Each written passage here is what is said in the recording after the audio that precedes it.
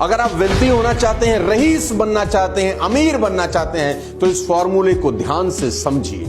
आमदनी होने पर आप नॉर्मली क्या करते हैं, खर्च या बचत?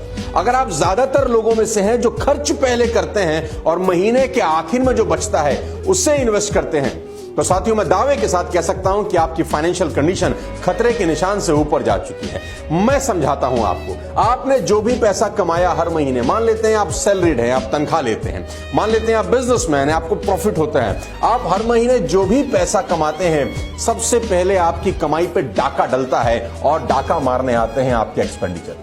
कमाई हुई नहीं, सैलरी ट्रांसफर हुई नहीं, अचानक मुंह फाड़े एक्सपेंडिचर सामने आ जाते हैं। सबसे पहले बच्चों की स्कूल फीस, अगर आप शादीशुदा हैं, उसके बाद आपकी कार की ईएमआई, उसके बाद आपके क्रेडिट कार्ड की ईएमआई, उसके बाद आपके इलेक्ट्रिसिटी के बिल, उसके बाद आपकी न जाने कितने सारे खर्चे मुंह फाड़े आपके सामने आ जाते हैं। जैसी 1 तारीख को या 7 तारीख को आपके अकाउंट में सैलरी क्रेडिट होती है, आप अच्छे से इस बात को जानते हैं कि बहुत सारे लोगों से लोन लिया जाता है पिछले महीने कि तनख्वाह आएगी तो भाई मैं तुझको दे दूंगा, और तनख्वाह आते ही वो पहले कर्जे चुकाए जाते हैं। सारे के सारे खर्च करने के बाद आपकी कमाई में से अगर कुछ बच जाता है तो मेरे दोस्त लोग इन्वेस्टमेंट करते हैं।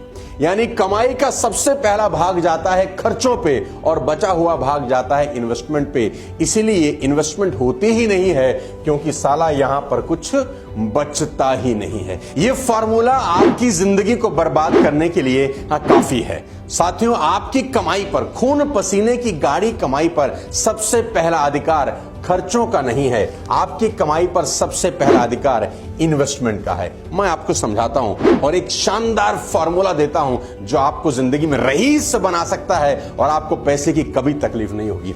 अभी आप फॉर्मूला देख रहे हैं जो आप इंप्लीमेंट कर रहे हैं अपनी जिंदगी में कि income minus expenses is equal to investment. Although तो इन्वेस्टमेंट होता ही नहीं है मिडिल क्लास फैमिली के आदमी के अंदर, क्योंकि खर्चा ही सारा खा जाता है, कुछ बचता ही नहीं है, तो इन्वेस्ट कहां से होगा। मैं आपको फॉर्मूला दे रहा हूं, थोड़ा सा चेंज करते हैं कि आपकी जैसे ही सैलरी आई, जैसे ही आपको प्रॉफिट हुआ, कोई भी कमाई हुई, इसका पहला भाग खर्चे के रूप में नहीं, इन्वेस्टमेंट के रूप में इस्तेमाल करना है।